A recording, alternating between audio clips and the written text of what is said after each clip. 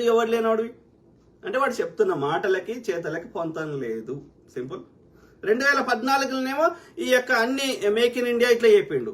మొన్న ఎలక్షన్స్ అప్పుడు ఏమంటాడు, ఏది మీరు కాంగ్రెస్ కి ఓటేస్తే ముజరా, మాంసం, మటను, మాంసము ఇవి చెప్తాడు. మీ పిల్లల మంగళసూత్రాలు తెంపేస్తారు ఇట్లా.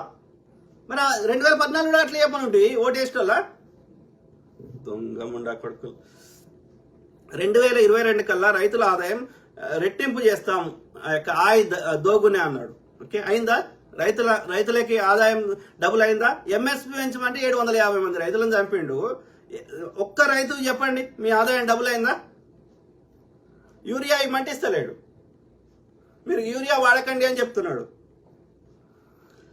దేశం యొక్క అప్పు ఎందుకు పెరుగుతోంది? ఈ అప్పు ఎవరి కోసం చేశారు, ఎవరికి ఇచ్చారు చెప్పండి మిత్రులారా. ఎన్ని ఎయిమ్స్ ఆసుపత్రులు కట్టారు, ఎన్ని ఐఐటీలు కట్టిర్రు, ఎన్ని నవోదయ విద్యాలయాలు కట్టారు, ఉన్నవాడు